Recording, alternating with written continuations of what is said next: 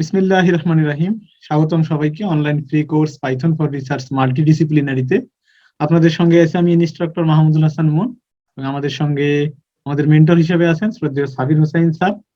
Already আমরা এই কোর্সের যে রোডম্যাপটা সেটা সবাই জানেন, যে আমরা প্রি রিকুইজিট বেসিক পাইথন থেকে data processing, visualisation, research data analysis করে আমরা হ্যান্ডস অন প্রজেক্ট বা পেপারের মাধ্যমে আমরা সলভ করার চেষ্টা করব।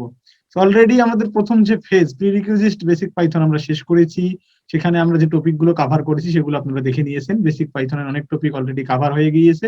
টপিক রিলেটেড অ্যাসাইনমেন্ট দিয়েছিলাম, অ্যাসাইনমেন্ট গুলো আপনারা সলিউশন করে সুন্দর ফিডব্যাক দিয়েছেন, লেকচার নোট দিয়েছিলেন, এই জন্য সবাইকে ধন্যবাদ। এরপরে ফেজ 2 এ আমরা অনেক দূর শেষ করে ফেলেছি। ফেজ 2 এর শেষের দিকে আমরা অলরেডি ফেজ 3 ডাটা ভিজুয়ালাইজেশন আমরা শেষ করেছি। এরপরে আমরা মডেল ডেভেলপমেন্ট গুলো শিখবো, এবং তারপরে ফাইনালি এই মডেল ডেভেলপমেন্ট এবং আমাদের যে রিসার্চ প্রসেসিং সবগুলো মিলিয়ে আমরা আমাদের রিসার্চে কিভাবে পাইথন ইউজ করতে হয় সেই বিষয়টি দেখার চেষ্টা করব। আজকে আমরা আলোচনা করব ইমব্যালেন্স ডাটা হ্যান্ডেলিং সম্পর্কে। শুরুতে আমরা জানবো যে ইমব্যালেন্স ডাটা কি, কেন এটাকে হ্যান্ডেল করতে হবে, কোন কোন টেকনিকের সাহায্যে আমরা ইমব্যালেন্স ডাটাকে হ্যান্ডেল করতে পারি, রিস্যাম্পলিং টেকনিক অর্থাৎ ইমব্যালেন্স ডাটাকে ব্যালেন্স বানানোর জন্য যে পদ্ধতিগুলো, সেখানে রিস্যাম্পলিং একটা পদ্ধতি, এর বিভিন্ন টেকনিক আলোচনা করব। টমেক লাইন্স এবং স্মোট নামে দুটো মোস্টলি ইউজ পদ্ধতি সম্পর্কে আমরা বিস্তারিত জানবো, এবং ফাইনালি আমি রেফারেন্স গুলো দিয়ে দিব, সেখান থেকে আপনারা পরবর্তীতে যদি আরো বিস্তারিত জানতে চান জানতে পারবেন। তো শুরুতে আমি বলবো যে ইমব্যালেন্স ডাটা কাকে বলে।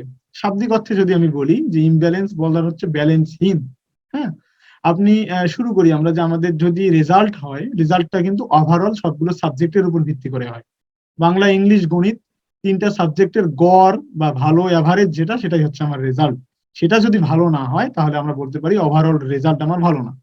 তো আপনার যদি এই রকম দুইটা সাবজেক্ট থাকে, বাংলা এবং ইংলিশ, আপনি ইংলিশে অনেক বেশি মার্কস পেয়েছেন কিন্তু বাংলায় ফেল করেছেন, তাহলে ওভারঅল আপনি কিন্তু পরবর্তী শ্রেণীতে প্রমোটেড হবে না, অর্থাৎ আপনার ওভারঅল রেজাল্ট ভালো হবে না।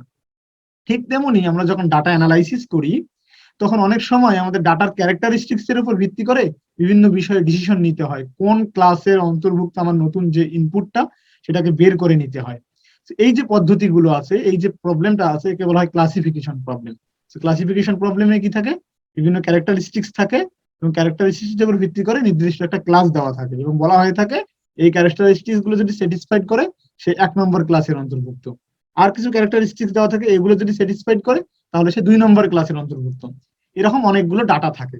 যদি ডাটাগুলো এমন ভাবে থাকে যে একটা ক্লাসের ডাটার সংখ্যা অনেক বেশি আর একটা ক্লাসের ডাটা অনেক কম, তখন আমরা সেটাকে বলবো ইমব্যালেন্স ডাটা। হ্যাঁ, এখানে আমি যে আজকে ডাটা সেটটা ব্যবহার করব সেটা হচ্ছে credit card fraud detection data set. এই ডাটা সেটটা অলরেডি ক্যাগলে অ্যাভেলেবেল। ডাটা সেটটা অনেক বড় হওয়ার কারণে আপনাদের আমি গিটহাবে দিতে পারলাম না, কিন্তু আমি লিঙ্ক দিয়ে দিব আপনারা প্র্যাকটিসের জন্য গিটহাব থেকে, অথবা আপনারা যে বিভিন্ন অনলাইন রিপোজিটরি আছে সেখান থেকে ডাউনলোড করে নিতে পারবেন। তো আমরা যে ডাটাটা আজকে নিয়েছি সেটা 99.9% ডাটা হচ্ছে লিজিমেটিক ট্রানজেকশন, মানে হচ্ছে যে ফ্রড নয়, এই ক্লাসের অন্তর্ভুক্ত। আর 0.01% হচ্ছে ফ্রড ডাটা। এখন এই ডাটাটার মধ্যে হাইলি ইমব্যালেন্স ডাটা হয়ে গেছে। 99.9% হচ্ছে ফ্রড নয়, 0.1% ফ্রড। এক্ষেত্রে কি প্রবলেম, এক্ষেত্রে প্রবলেম হতে পারে, সেগুলো আমরা পরবর্তীতে আলোচনা করবো। তো এই যে ইমব্যালেন্স ডাটাগুলো হ্যান্ডেল করার যে বিভিন্ন ট্রেডিশনাল বিভিন্ন অলরেডি প্রজেক্ট করে দেওয়া আছে, সেগুলো হচ্ছে fraud detection, spam filtering, disease screening, share subscription. Okay, এরকম টাইপের প্রবলেম গুলো হয়ে থাকে। এবং আপনারা যদি এটাকে আমরা গ্রাফিক্যালি রিপ্রেজেন্ট করি তাহলে দেখবেন যে একটার পরিমাণ অনেক বেশি আর একটার পরিমাণ অনেক কম। এরকম ডাটাগুলো অ্যানালাইসিস করার সময় ডিসিশন গুলো বায়াসড আসতে পারে, আর বায়াস ডিসিশন আসলে একিউরেসির পরিমাণ তুলনামূলকভাবে কম হয়। এই কারণে আমার ইমব্যালেন্স ডাটাগুলোকে হ্যান্ডেল করতে হয়। ওকে, আচ্ছা, এখন আমরা দেখবো যে ইমব্যালেন্স ডাটা হ্যান্ডেলিং কেন দরকার। মেইনলি যে প্রয়োজনটা সেটা হচ্ছে আমার ক্লাসিফিকেশন একিউরেসি বাড়ানো, সঠিক অ্যানালাইসিস করা। এটাই হচ্ছে আমার মেইন উপায় ইমব্যালেন্স ডাটা হ্যান্ডেলিং এর জন্য দরকার। আমি যদি সঠিক আউটপুট না পাই, সঠিকভাবে অ্যানালাইসিস করতে না পারি, সঠিকভাবে একিউরেসি আমি নিতে না পারি, তাহলে কিন্তু আমার যে ক্লাসিফিকেশনের যে প্রবলেমটা সেটা কিন্তু এফিসিয়েন্ট সলিউশন আমরা পেলাম না। এই কারণে কি করতে হবে, ইমব্যালেন্স ডাটা হ্যান্ডেলের জন্য আমাদের এটা হচ্ছে ইম্পর্টেন্ট একটা। ওকে, আচ্ছা, এখন কি কি টেকনিক আছে ইমব্যালেন্স ডাটা হ্যান্ডেলের? প্রথম হচ্ছে আপ স্যাম্পল দা মাইনরিটি ক্লাস। তো দুই ধরনের ক্লাস আছে না, একটা হচ্ছে মেজরিটি ক্লাস মানে কি যেটার পরিমাণ বেশি, আর একটা হচ্ছে মাইনরিটি ক্লাস যেটার পরিমাণ কম। আচ্ছা, প্রথম পদ্ধতি হচ্ছে আপ স্যাম্পল দা মাইনরিটি ক্লাস। তার মানে হচ্ছে আমার যে স্যাম্পলটা কম আছে সেটাকে আমরা কোনোভাবে রিস্যাম্পল বা স্যাম্পল জেনারেট করে উপরের যে ক্লাসটা আছে সমান করতে পারি। এটাকে বলা হচ্ছে আপ স্যাম্পল দা মাইনরিটি ক্লাস, মাইনরিটি ক্লাসের পরিমাণ বাড়ানো। ডাউন স্যাম্পল দা মেজরিটি ক্লাস, অনেক সময় এমনও হতে পারে যে ডাটার পরিমাণটা তুলনামূলকভাবে বেশি, সেটা ডাটাকে কি করতে হবে, কিছু জায়গা কেটে বাদ দিয়ে সেটাকে মাইনরিটি ক্লাসে সমান করতে হবে, তাহলে বেশি ডাটাকে কম ডাটায় নিয়ে আসতে হবে। এটা হচ্ছে ডাউন স্যাম্পল দা মেজরিটি ক্লাস। অথবা প্যারামেট্রিক যে পারফরমেন্স যে মেট্রিক্স আছে সেগুলো চেঞ্জ করে করতে পারি। প্যানালাইজ অ্যালগোরিদম, একটা কজ সেনসিটিভ অ্যালগোরিদম আছে, সেই অ্যালগোরিদমের সাহায্যে আমরা রিস্যাম্পল করতে পারি, সমান না হলেও অনেকটা কাছাকাছি লেভেলে নিয়ে আসতে পারি। হ্যাঁ, অথবা আমাদের যে ট্রি বেসড অ্যালগোরিদম গুলো আছে, যারা কম্পিউটার সায়েন্স তারা অলরেডি পড়েছেন, ডিসিশন ট্রি বা র্যান্ডম ফরেস্ট অথবা ক্যাট বুস্ট, এরকম টাইপের অ্যালগোরিদম গুলো দিয়েও কিন্তু আমরা ডাটা কি করতে পারি, ব্যালেন্স করতে পারি ইমব্যালেন্স ডাটাকে। ওকে, আমরা যে আলোচনা করব রিস্যাম্পলিং টেকনিক, তো আমি একটু আগে বলেছি বিভিন্ন টেকনিকের মধ্যে একটা টেকনিক হচ্ছে রিস্যাম্পল করা। তো রিস্যাম্পল দুই ধরনের হতে পারে, একটা হচ্ছে ডাউন স্যাম্পলিং বা আন্ডার স্যাম্পলিং, একটা হচ্ছে ওভার স্যাম্পলিং। আন্ডার স্যাম্পলিংটা কি, যদি আমি মেজরিটি ক্লাসকে মাইনরিটি ক্লাস বানাতে চাই, তাহলে আমার কি করতে হবে, মেজরিটি ক্লাস থেকে কিছু ডাটা নিয়ে মাইনরিটি ক্লাসের সমান বানাতে হবে। তো অনেকে মনে করে থাকে আমরা একটা অংশের ডাটা নিলেই হবে, সেটা কিন্তু নয়। আমাদের ডাটার কিন্তু বিভিন্ন ক্যারেক্টারিস্টিক্স এর আছে, বা বিভিন্ন টাইম সিরিজ ডাটা হয়, বিভিন্ন সময়ের ডাটা আছে। হ্যাঁ, যদি কোনো ক্যাটাগরিক্যাল হয় তবে ক্যারেক্টারের উপর ভিত্তি করে বিভিন্ন ধরনের ডাটা আছে। তো প্রতিটা ডাটা থেকে যদি একটু একটু করে অংশ নিয়ে একটা স্যাম্পল জেনারেট করতে পারি এবং মাইনরিটি ক্লাসে সমান করতে পারি, এটাই হচ্ছে আন্ডার স্যাম্পলিং এর কাজ। ওকে, আন্ডার স্যাম্পলিং কি, আন্ডার স্যাম্পলিং হচ্ছে মেজরিটি ক্লাসের ডাটাগুলোকে কমিয়ে মাইনরিটি ক্লাসের সমান ডাটায় নিয়ে আসার পদ্ধতি হচ্ছে আন্ডার স্যাম্পলিং। ওভার স্যাম্পলিং কি, তার অপোজিট প্রক্রিয়া, আমাদের মাইনরিটি ক্লাসটাকে আমরা মেজরিটি ক্লাসের সমান করব। এ কারণে কি করতে হবে, মাইনরিটি ক্লাস থেকে কিছু র্যান্ডম জেনারেশনের মাধ্যমে আমাদের ডাটা সেট বানাতে হবে বা ডাটা বানাতে হবে, এবং সেই ডাটাগুলো মিলিয়ে এমন ডাটা যেন হয় মেজরিটি ক্লাসের সমান হয়ে যায়।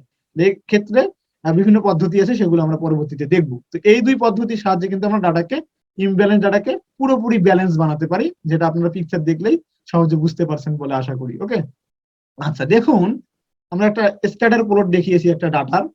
বাম দিকে যেটা ছিল বিফোর ব্যালেন্সে যে ডাটাটা ছিল, সেখানে খেয়াল করে দেখবেন যে সেখানে যে একটা ডাটার পরিমাণ তুলনামূলকভাবে বেশি ছিল আর একটা ডাটার পরিমাণ অনেক কম ছিল। এ কারণে আমাদের অনেক সময় ক্লাসিফিকেশন করতে গেলে ক্লাসিফিকেশনে একিউরেসি কম আসে। আমি যখন মডেল ডেভেলপমেন্ট করাবো তখন একটা ইমব্যালেন্স ডাটা দিয়ে আপনাদের আমি ডেভেলপমেন্ট করে দেখাবো, তখন দেখবেন যে একিউরেসি 70-এর নিচে চলে আসছে। পরবর্তীতে সেটাকে যখন আমরা ব্যালেন্স করি তখন একিউরেসি 95-এর দিকে চলে যায়। হ্যাঁ, সেটা আমি আপনাদের প্র্যাকটিক্যালি দেখাবো নেক্সট যে ক্লাসগুলো আছে সেখানে। এ কারণে ব্যালেন্স করা যে জরুরি হয়, সবসময় যে ব্যালেন্স করতে হবে এমন কোনো কথা না, সেটা চেক করারও বিভিন্ন পদ্ধতি আছে, অথবা আপনারা জেনারেট করে দেখতে পারবেন যে এখানে আমাকে রিস্যাম্পল করতে হবে কিনা বা কোন পদ্ধতি এখানে ইউজ করা উচিত, সেটা পদ্ধতিগুলোর বিস্তারিত জানার পরে আপনারা বুঝতে পারবেন। তাহলে আমরা বিফোর স্যাম্পলে যে ডাটা ছিল সেই ডাটাটাকে কি করলাম, আফটার স্যাম্পলে আমরা ব্যালেন্স করলাম। ব্যালেন্স করার কারণে কি হয়ে গেল, দেখুন খেয়াল করে, এই যে আমার যে ক্লাসের অন্তর্ভুক্ত ছিল এগুলোর মাঝামাঝি যে ফাঁকা জায়গাগুলো ছিল সেখানে কিন্তু আমরা স্যাম্পল জেনারেট করেছি, বাইরে নয়। তার মানে হচ্ছে এই দুটো যে ডাটা আছে এই দুটোর ক্যারেক্টারিস্টিক্স এর মাঝামাঝি ক্যারেক্টারিস্টিক্স এর আমরা ডাটা নিয়েছি, এর বাইরে কিন্তু এই জায়গাটা সম্পূর্ণ ফাঁকা ছিল, এই কারণে এই জায়গার মধ্যে কোনো কিন্তু ডাটা নেই। আবার এদিক দিয়ে সোজা দেখেন আমরা কিন্তু অনেকগুলো ডাটা স্যাম্পল জেনারেট করেছি, অর্থাৎ আমাদের যে স্যাম্পল জেনারেশন হবে সেটা কিন্তু আমাদের স্যাম্পল জেনারেশন গুলো তার পাশাপাশি ডাটার ক্যারেক্টারিস্টিক্স এর উপর ভিত্তি করে স্যাম্পল জেনারেট করতে হবে। আমরা হুট করে স্যাম্পল জেনারেট করতে পারবো না। ওকে, আমরা কোডের মাধ্যমে বিষয়গুলো দেখবো। এখন যে পদ্ধতিতে আলোচনা করব সেটা হচ্ছে আন্ডার স্যাম্পলিং পদ্ধতি, যাকে বলা হচ্ছে টমেক লাইন পদ্ধতি। হ্যাঁ, তো টমেক লাইন পদ্ধতিটা কি, এটা হচ্ছে আন্ডার স্যাম্পলিং এর একটা পদ্ধতি। আন্ডার স্যাম্পলিং কি, আন্ডার স্যাম্পলিং হচ্ছে মেজরিটি ক্লাস যে আছে সেই মেজরিটি ক্লাসকে কমিয়ে মাইনরিটি ক্লাসের সমান নিয়ে আসা। আচ্ছা, এখন এর জন্য কি করা হয়, এর জন্য কিছু ইনস্ট্যান্টকে, কিছু ডাটাকে রিমুভ করতে হয়। অনেক সময় আমাদের ডাটা সেটের পরিমাণ কম হলে এই আন্ডার স্যাম্পলিং জিনিসটা ঠিক হয় না। কেন? এমনিতেই ডাটা পরিমাণ আমার কম, এবং সেই কম ডাটা অ্যানালাইসিস করে ভালো রেজাল্ট পাওয়া সম্ভব নয়। তার উপর যদি আমরা আন্ডার স্যাম্পলিং করি, তখন আমাদের কি হয়, ডাটার পরিমাণটা অনেক কমে আসে, সেক্ষেত্রে অ্যানালাইসিসটা অত শক্তিশালী হয় না। এ কারণে খেয়াল করে দেখবেন, কম সংখ্যক ডাটায় আন্ডার স্যাম্পলিং না করার চেষ্টা করবেন। ডাটার সংখ্যা যদি হিউজ হয়, বিগ ডাটা হয়, এবং আন্ডার স্যাম্পলিং করার পর দেখা যাচ্ছে যে ডাটার মানটা তুলনামূলকভাবে একটা স্ট্যান্ডার্ড মানে আছে, তখন আমরা সেখানে আন্ডার স্যাম্পলিং করতে পারি। এই যে টমিক লিঙ্কস যে আছে, সে কি করে, পাশাপাশি দুইটা ডাটা যারা কাছাকাছি কাছাকাছি নেইবারস, তাদেরকে একসঙ্গে নেয়। নেওয়ার পরে সে কি করে, দেখে যে এদের মধ্যে যদি ক্যারেক্টারিস্টিক্স এর অনেকটাই মিল থাকে, নেইবারস কখন হবে, যদি তার ডিস্টেন্স কম হয় বা তারা কাছাকাছি ভ্যালু থাকে, তখন এটাকে নিয়ে একটা করে গ্রুপ বানায়। এবং গ্রুপ বানানোর পর দেখে যদি গ্রুপটা ঠিক হয়, তার মানে তাদের ক্যারেক্টারিস্টিক্স এর মধ্যে কিছু মিল পাওয়া যাচ্ছে, তখন সে কি করে, মেজরিটি ক্লাসের যে ডাটাগুলো আছে সেগুলোকে সে রিমুভ করে দেয়। তাহলে রিমুভ কিন্তু এই দিক থেকে হয়নি। কেন এই দিক থেকে হয়নি? কারণ এই ডাটাগুলোর ক্যারেক্টারিস্টিক্স এবং এই ডাটাগুলোর ক্যারেক্টারিস্টিক্স এর মধ্যে অনেক ডিফারেন্স থাকার কারণে এগুলো আমরা রিমুভ করতে পারি না। কিন্তু মাঝামাঝি যেগুলো, অর্থাৎ দুই ক্লাসেও যেতে পারে এরকম এমবিগুয়াস যে ডাটাগুলো আছে, বা যে ডাটাগুলো মনে হয় কি যে এটাতে নিলেও কোনো প্রবলেম হতো না বা একুরেসির প্রবলেম হতো না, সেই ডাটাগুলোই মূলত রিমুভ করা হয়ে থাকে এই টমিক লিঙ্কসে। ওকে, আচ্ছা, আমরা দেখবো কিভাবে সেই টমিক লিঙ্কসটা কোডের মাধ্যমে আমরা ইমপ্লিমেন্ট করতে পারি। এরপরে সব থেকে বেশি যে ডাটা ব্যালেন্সিং পদ্ধতিতে ব্যবহার করা হয় তাকে বলা হয় smooth synthetic minority over sampling technique. এটা কি করা হয়, মাইনরিটি ক্লাসের ডাটার নতুন নতুন স্যাম্পল জেনারেট করা হয় এবং মেজরিটি ক্লাসের সমান বা কাছাকাছি লেভেলে নিয়ে যাওয়া হয়ে থাকে।